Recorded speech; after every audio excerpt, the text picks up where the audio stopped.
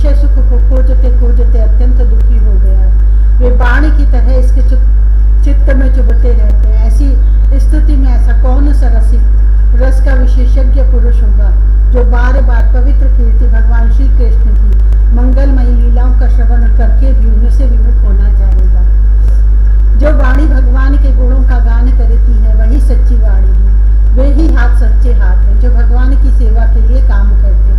वही मन सच्चा मन है जो चराचर प्राणियों में निवास करने वाले भगवान का स्मरण करता है। और वे ही कान वास्तव में कान कहने योग्य हैं जो भगवान की पुण्यमयी कथाओं का श्रवण करते हैं। वही सिर है जो चराचर जगत को भगवान की चल अचल प्रतिमा समझकर नमस्कार करता है। और जो सर्वत्र भगवत विग्रह का दर्शन करता है वे ही नेत्र वास्तव में नेत्र है। शरीर के जो अंग भगवान और उनके भक्तों के चरणोदक का सेवन करते हैं वे ही अंग वास्तव में अंग है।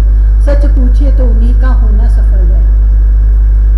सूत जी कहते हैं, शौनक आदि ऋषियों जब राजा परीक्षित ने इस प्रकार प्रश्न किया तब भगवान श्री सुखदेव जी का हृदय भगवान श्री कृष्ण में ही तल्लीन हो गया। उन्होंने परीक्षित से इस प्रकार कहा। श्री सुखदेव जी ने कहा, परीक्षित, एक ब्राह्मण भगवान श्री कृष्ण के परम मित्र थे। वे बड़े ब्रह्म ज्ञानी, विषयों से विरक्त, शांत चित्त और जितेंद्र थे।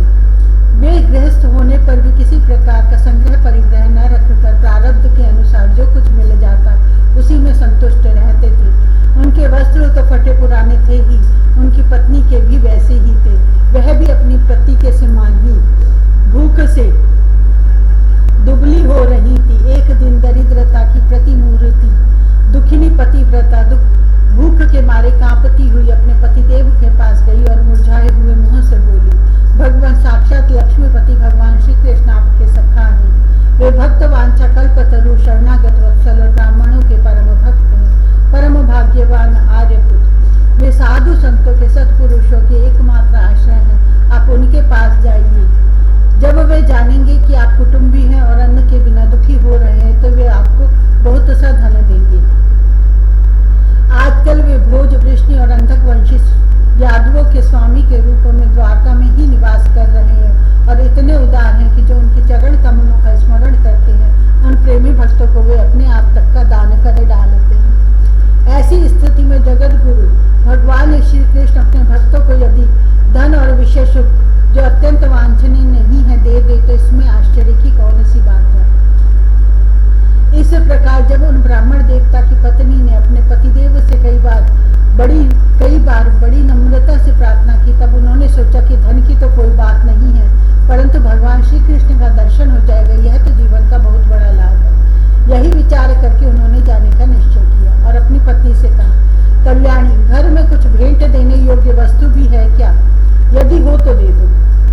तब उस ब्राह्मणी ने पास पड़ोस के ब्राह्मणों के घर से 4 मुट्ठी चूड़े मांग कर एक कपड़े में बांध दिए और भगवान को भेंट देने के लिए अपने पतिदेव को दे दिए। इसके बाद वे ब्राह्मण देवता उन चूड़ों को लेकर द्वारका के लिए चल पड़े।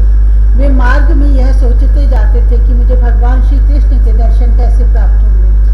परीक्षित, द्वारका में पहुंचने पर वे ब्राह्मण देवता दूसरे ब्राह्मणों के साथ सैनिकों की 3 छावनियां और 3 ड्योढ़ियां पार करके भगवत धर्म का पालन करने वाले अंधक और वृष्णिवंशी यादवों के महलों में जहां पहुंचना अत्यंत कठिन है जा पहुंचे। उनके बीच भगवान श्री कृष्ण की 16,000 रानियों के महल थे।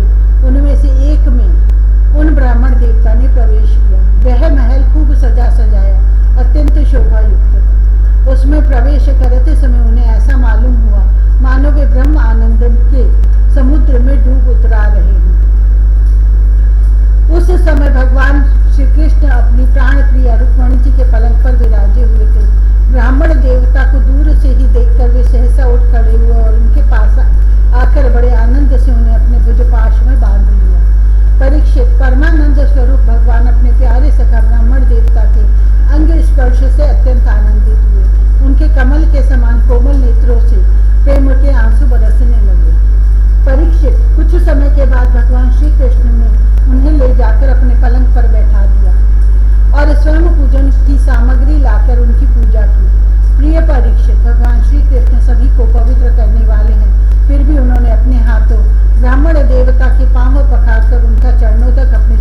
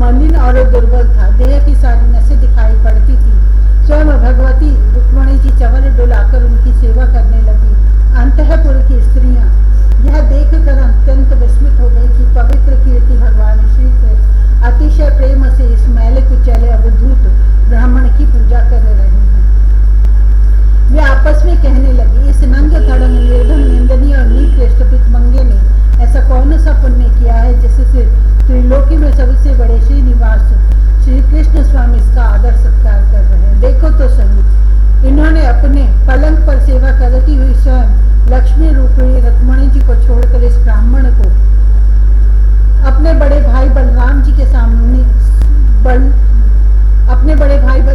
समान हृदय से लगाया है। प्रिय परीक्षित, भगवान श्री कृष्ण और वे ब्राह्मण एक दूसरे का हाथ पकड़कर अपने पूर्व जीवन की उन आनंददायक घटनाओं का स्मरण और वर्णन करने लगे जो गुरुकुल में रहते समय घटित हुई थी। भगवान श्री कृष्ण ने कहा, धर्म के मर्मज्ञ ब्राह्मण देव, गुरु दक्षिणा लेकर जब आप गुरुकुल से लौट आए तब आपने अपने अनुरूप स्त्री से विवाह किया या नहीं? मैं जानता हूँ कि आपका चित्त गृहस्थी में रहने पर भी प्रायः विषय भोगों में आसक्त नहीं है। विद्वान, यह भी मुझे मालूम है कि धन आदि में भी आपकी कोई प्रीति नहीं है। जगत में बिरले ही लोग ऐसे होते हैं जो भगवान की माया से निर्मित विषय संबंधी वासनाओं का त्याग कर देते हैं और चित्त में विषयों की तनिक भी वासना न रहने पर भी मेरे समान केवल लोक शिक्षा के लिए कर्म करते रहते हैं। ब्राह्मण शिरोमणि, क्या आपको उस समय की बात याद है जब हम दोनों एक साथ गुरुकुल में निवास करते थे? सचमुच गुरुकुल में ही द्विजातियों को अपने ज्ञातव्य वस्तु का ज्ञान होता है, जिसके द्वारा वे अज्ञान अंधकार से पार हो जाते हैं। मित्र, इस संसार में शरीर का कारण जन्मदाता पिता प्रथम गुरु है। इसके बाद उपनयन संस्कार करके सत्कर्मों की शिक्षा देने वाला दूसरा गुरु है, वह मेरे ही समान पूज्य है। तदंतर ज्ञानोपदेश करके परमात्मा को प्राप्त कराने वाला गुरु तो मेरा स्वरूप ही है। वर्णाश्रमियों के ये 3 गुरु होते हैं। मेरे प्यारे मित्र, गुरु के स्वरूप में स्वयं मैं हूँ। इस जगत में वर्णाश्रमियों में जो लोग अपने गुरुदेव के उपदेश अनुसार अनायास ही भव सागर पार कर लेते हैं, वे अपने स्वार्थ और परमात्मा के सच्चे जानकार हैं। प्रिय मित्र, मैं सबका आत्मा हूँ, सबके हृदय में अंतर्यामी रूप से विराजमान हूँ। मैं गृहस्थ के धर्म, पंच महायज्ञ आदि से ब्रह्मचारी के धर्म, उपनयन, वेद अध्ययन आदि से वानप्रस्थी के धर्म, तपस्या से और सब और से उपरत हो जाना, इस सन्यासी के धर्म से भी उतना संतुष्ट नहीं होता जितना गुरुदेव की सेवा शुश्रूषा से संतुष्ट होता हूँ। ब्राह्मण, जिस समय हम लोग गुरुकुल में निवास कर रहे थे उस समय की वह बात आपको याद है क्या? जब हम दोनों को एक दिन हमारी गुरु पत्नी ने ईंधन लाने के लिए जंगल में भेजा था। उस समय हम लोग एक घोर जंगल में गए हुए थे और बिना ऋतु के ही बड़ा भयंकर आंधी पानी आ गया था। आकाश में बिजली कड़कने लगी थी। तब तक सूर्यास्त हो गया। चारों ओर अंधेरा ही अंधेरा फैल गया। धरती पर इस प्रकार पानी ही पानी हो गया कि कहाँ गड्ढा है कहाँ किनारा, इसका पता ही न चलता था। वह वर्षा क्या थी? एक छोटा मोटा प्रलय ही था। आंधी के झटकों और वर्षा की बौछारों से हम लोगों को बड़ी पीड़ा हुई। दिशा का ज्ञान न रहा। हम लोग अत्यंत आतुर हो गए और एक दूसरे का हाथ पकड़कर जंगल में इधर उधर भटकते रहे। तब हमारे गुरुदेव सांदीपनि मुनि को इस बात का पता चला। तब वे सूर्योदय होने पर अपने शिष्य हम लोगों को ढूंढते हुए जंगल में पहुंचे और उन्होंने देखा कि हम अत्यंत आतुर हो रहे हैं। वे कहने लगे, आश्चर्य है पुत्र, तुम लोगों ने हमारे लिए अत्यंत कष्ट उठाया। सब प्राणियों को अपना शरीर सबसे अधिक प्रिय होता है, परंतु तुम दोनों उसकी भी परवाह न करके हमारी सेवा में ही संलग्न रहे। गुरु के ऋण से मुक्त होने के लिए सत्य शिष्यों को इतना ही कर्तव्य है कि वे विशुद्ध भाव से अपना सब कुछ और शरीर भी गुरुदेव की सेवा में समर्पित कर दे। द्विज शिरोमणियों, मैं तुम लोगों से अत्यंत प्रसन्न हूँ। तुम्हारे सारे मनोरथ, सारी अभिलाषाएं पूर्ण हो और तुम लोगों ने हमसे जो वेदाध्ययन किया है वह तुम्हें सर्वदा कंठस्थ रहे तथा इस लोक और परलोक में कहीं भी निष्फल न हो। प्रिय मित्र, जिस समय हम लोग गुरुकुल में निवास कर रहे थे हमारे जीवन में ऐसी अनेकों घटनाएं घटित हुई थी। इसमें संदेह नहीं कि गुरुदेव की कृपा से ही मनुष्य शांति का अधिकारी होता और पूर्णता को प्राप्त करता है। ब्राह्मण देवता ने कहा, देवताओं के आराध्य देव जगत गुरु श्री कृष्ण, भला अब हमें क्या करना बाकी है? क्योंकि आपके साथ जो सत्य संकल्प परमात्मा है, हमें गुरुकुल में रहने का सौभाग्य प्राप्त हुआ था। प्रभु, छंदोमय वेद धर्म अर्थ काम मोक्ष चतुर्विध पुरुषार्थ के मूल स्रोत है और वे हैं आपके शरीर। वही आप वेदाध्ययन के लिए गुरुकुल में निवास करें, यह मनुष्य लीला का भी नहीं तो और क्या है।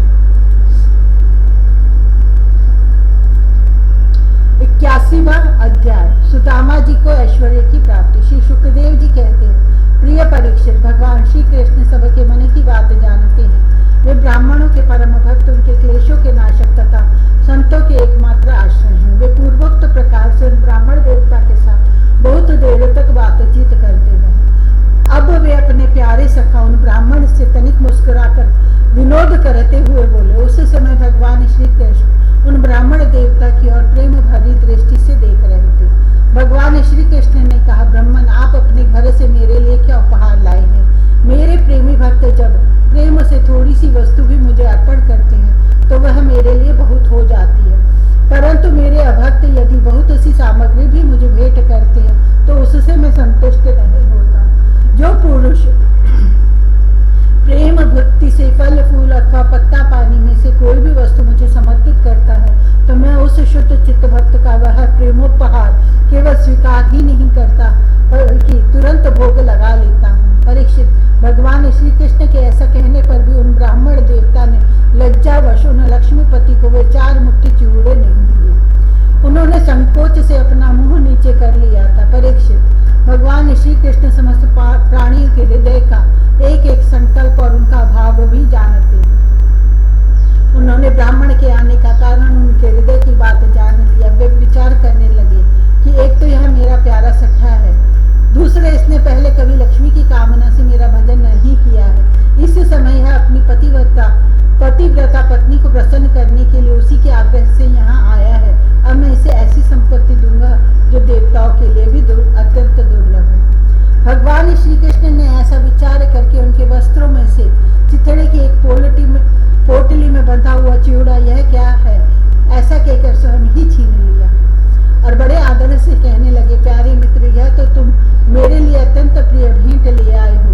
ये चिवड़े न केवल मुझे बल्कि सारे संसार को तृप्त करने के लिए पर्याप्त है। ऐसा कहकर वे उसमें से एक मुट्ठी चिवड़ा खा गए और दूसरी मुट्ठी ज्यों ही भरी त्यों ही रुक्मणी के रूप में स्वयं भगवती लक्ष्मी जी ने भगवान श्री कृष्ण का हाथ पकड़ लिया। क्योंकि वे तो एकमात्र भगवान के परायण हैं, उन्हें छोड़कर और कहीं जा नहीं सकती। रुक्मणी जी ने कहा, विश्वात्मन, बस मनुष्य को इस लोक में और मरने के बाद परलोक में भी समस्त संपत्तियों की समृद्धि प्राप्त करने के लिए एक मुट्ठी चिवड़ा ही बहुत है, क्योंकि आपके लिए इतना ही प्रसन्नता का हेतु बन जाता है। परीक्षित, ब्राह्मण देवता उस रात को भगवान श्री कृष्ण के महल में ही रहे। उन्होंने बड़े आराम से वहां खाया पिया और ऐसा अनुभव किया मानो मैं वैकुंठ में ही पहुंच गया हूँ। परीक्षित, श्री कृष्ण से ब्राह्मण को प्रत्यक्ष रूप से कुछ भी न मिला, फिर भी उन्होंने उनसे कुछ मांगा नहीं। वे अपने चित्त की करतूत पर कुछ लज्जित से होकर भगवान श्री कृष्ण के दर्शन जनित आनंद में डूबते उतराते अपने घर की ओर चल पड़े। वे मन ही मन सोचने लगे, अहो कितने आनंद और आश्चर्य की बात है। ब्राह्मणों को अपना इष्ट देव मानने वाले भगवान श्री कृष्ण की ब्राह्मण भक्ति आज मैंने अपनी आंखों देख ली। धन्य है जिनके वक्षः स्थल पर स्वयं लक्ष्मी जी सदा विराजमान रहती है। उन्होंने मुझ अत्यंत दरिद्र को अपने हृदय से लगा लिया। कहाँ तो मैं अत्यंत पापी और दरिद्र, और कहाँ लक्ष्मी के एकमात्र आश्रय भगवान श्री कृष्ण, परंतु उन्होंने यह ब्राह्मण है ऐसा समझकर मुझे अपनी भुजाओं में भरकर हृदय से लगा लिया।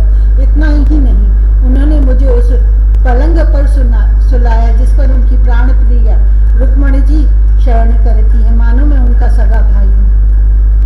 कहाँ तक कहूँ, मैं थका हुआ था, इसलिए स्वयं उनकी पटरानी रुक्मणी जी ने अपने हाथों चवर धुलाकर मेरी सेवा की। ओहो, देवताओं के आराध्य देव होकर भी ब्राह्मणों को अपना इष्ट देव मानने वाले प्रभु ने पांव दबाकर अपने हाथों खिला पिलाकर मेरी अत्यंत सेवा शुश्रूषा की और देवता के समान मेरी पूजा की। स्वर्ग, मोक्ष, पृथ्वी और रसातल की संपत्ति तथा समस्त योग सिद्धियों की प्राप्ति का मूल उनके चरणों की पूजा ही है। फिर भी परम दयालु श्री कृष्ण ने यह सोचकर मुझे थोड़ा सा भी धन नहीं दिया कि कहीं यह दरिद्र धन पाकर बिल्कुल मतवाला न हो जाए और मुझे न भूल बैठे। इस प्रकार मन ही मन विचार करते करते ब्राह्मण देवता अपने घर के पास पहुंच गए। वे वहां क्या देखते हैं कि सब स्थान सूर्य, अग्नि और चंद्रमा के समान तेजस्वी रत्न निर्मित महलों से घिरा हुआ है। ठौर ठौर चित्र विचित्र उपवन और उद्यान बने हुए हैं तथा उनमें झुंड के झुंड रंग बिरंगे पक्षी कलरव कर रहे हैं।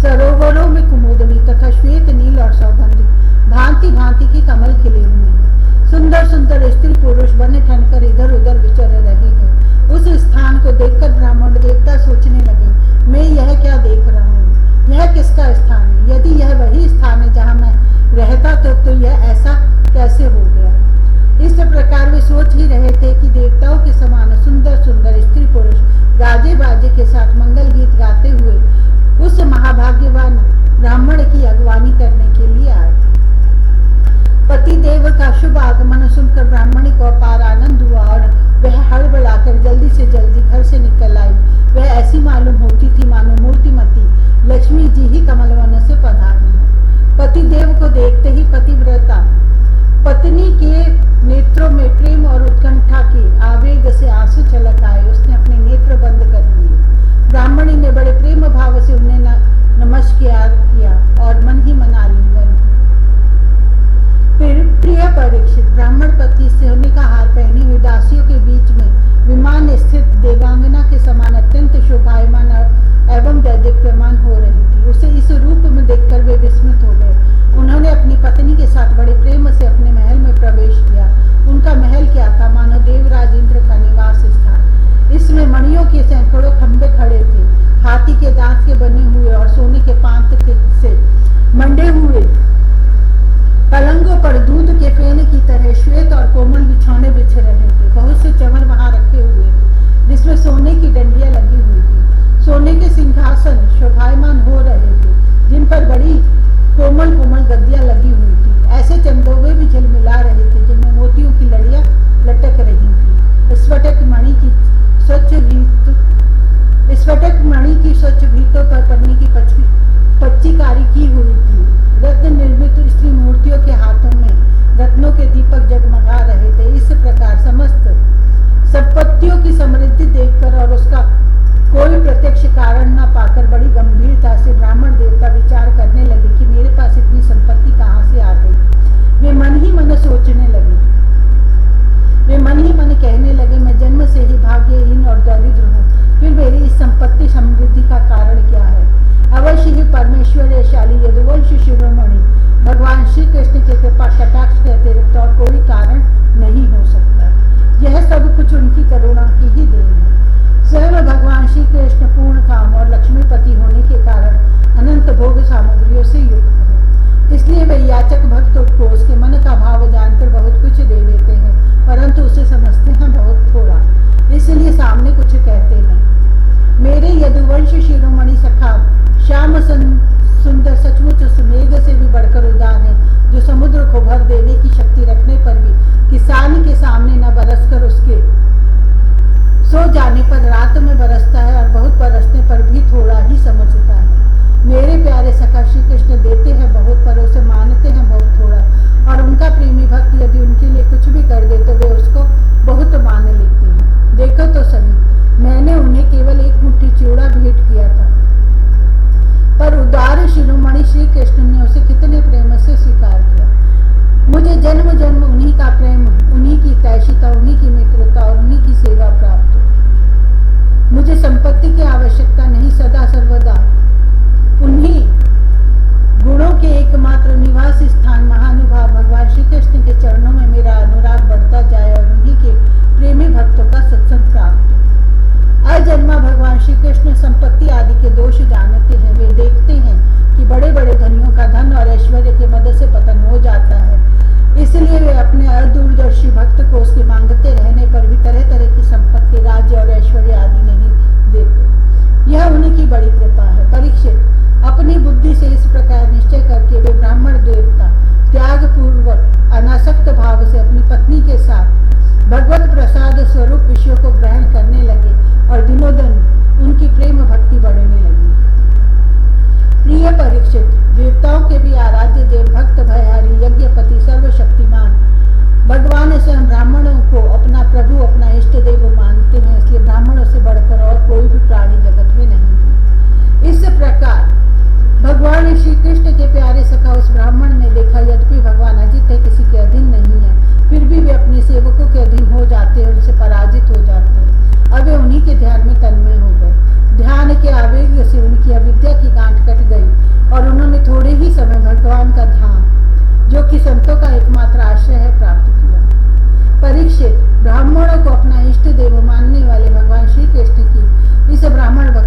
सुनता है, उसे भगवान के चरणों में प्रेम भाव